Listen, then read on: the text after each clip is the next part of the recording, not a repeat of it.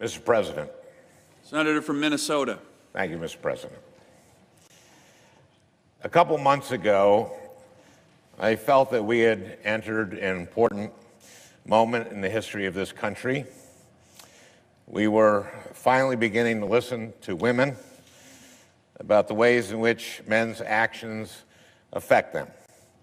The moment was long overdue. I was excited for that conversation and hopeful that it would result in real change that made life better for women all across the country and in every part of our society. Then the conversation turned to me. Over the last few weeks, a number of women have come forward to talk about how they felt my actions had affected them. I was shocked. I was upset. But in responding to their claims, I also wanted to be respectful of that broader conversation, because all women deserve to be heard and their experiences taken seriously.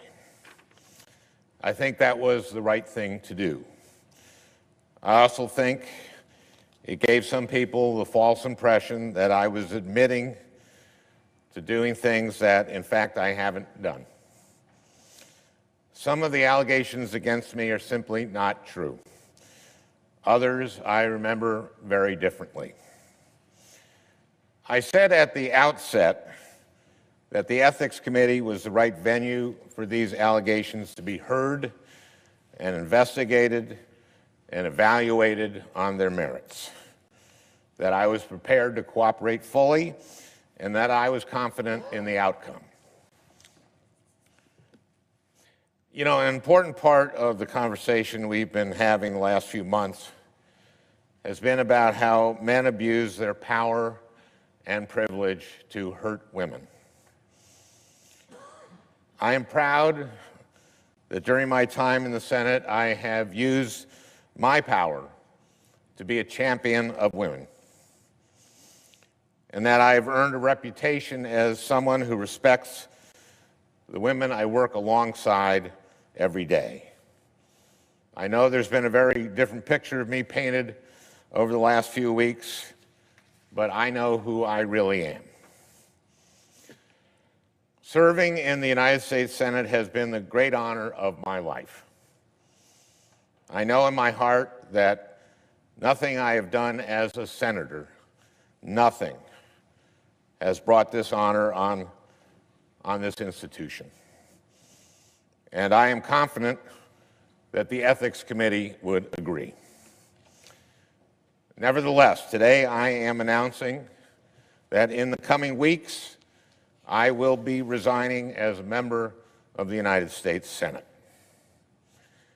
I, of all people, am aware that there is some irony in the fact that I am leaving while a man who has bragged on tape about his history of sexual assault sits in the Oval Office, and a man who has repeatedly preyed on young girls campaigns for the Senate with the full support of his party.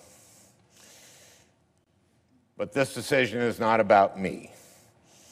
It's about the people of Minnesota.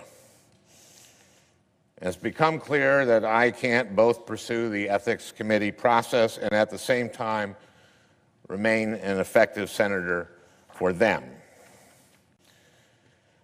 Let me be clear. I may be resigning my seat, but I am not giving up my voice.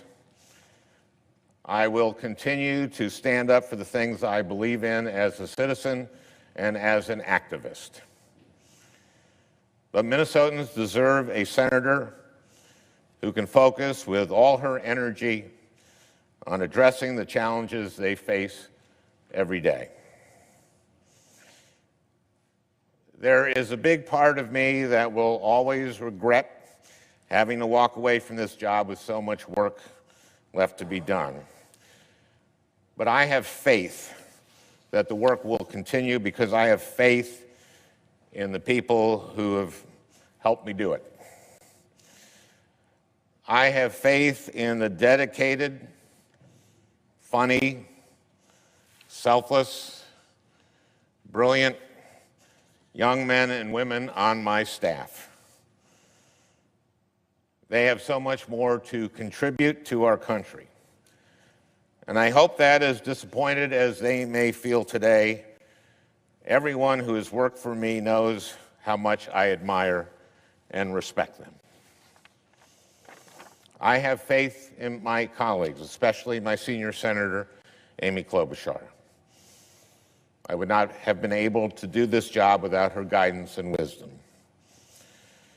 And I have faith, or at least hope, that members of this Senate will find the political courage necessary to keep asking the tough questions, hold this administration accountable, and stand up for the truth.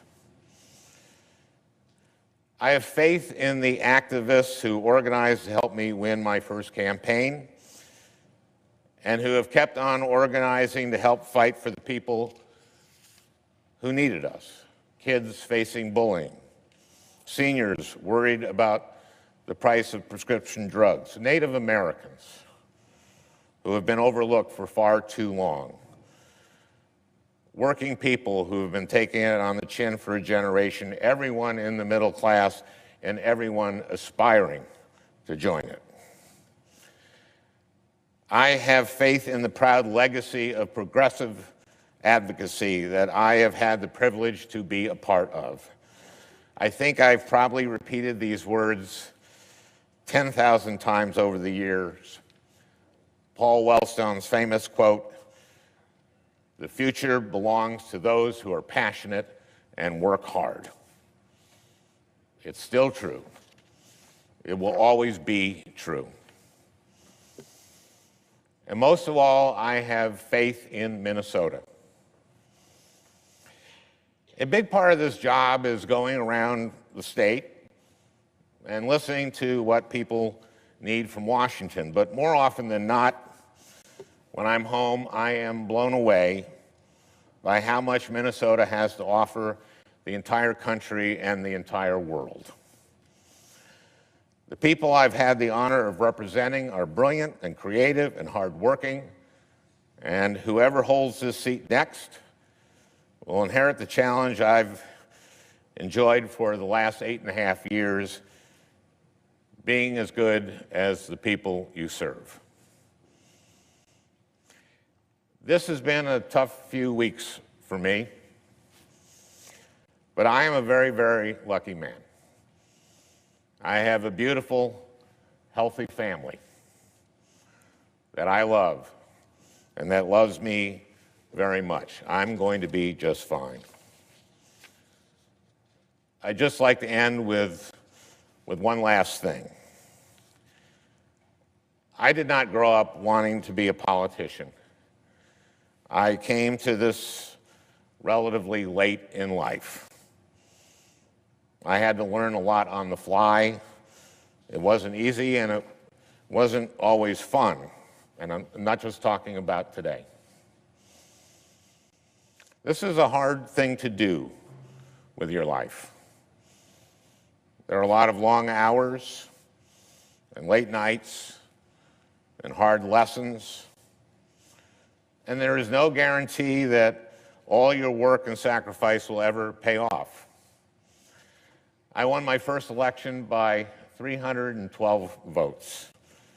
Could have easily gone the other way. And even when you win, progress is far from inevitable. Paul Wellstone spent his whole life working for mental health parity, and it didn't pass until 6 years after Paul died. This year, a lot of people who didn't grow up imagining that they'd ever get involved in politics have done just that. They've gone to their first protest march or made their first call to a member of Congress, or maybe even taken the leap and put their names on a ballot for the first time. It can be such a rush to look around a room full of people ready to fight alongside you, to feel that energy, to imagine that better things are possible.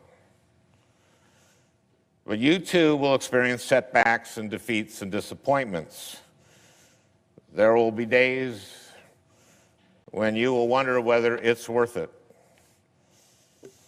What I want you to know is that even today, even on the worst day of my political life, I feel like it's all been worth it. Politics, Paul Wellstone told us, is about the improvement of people's lives. I know that the work I've been able to do has improved people's lives. I would do it all over again in a heartbeat.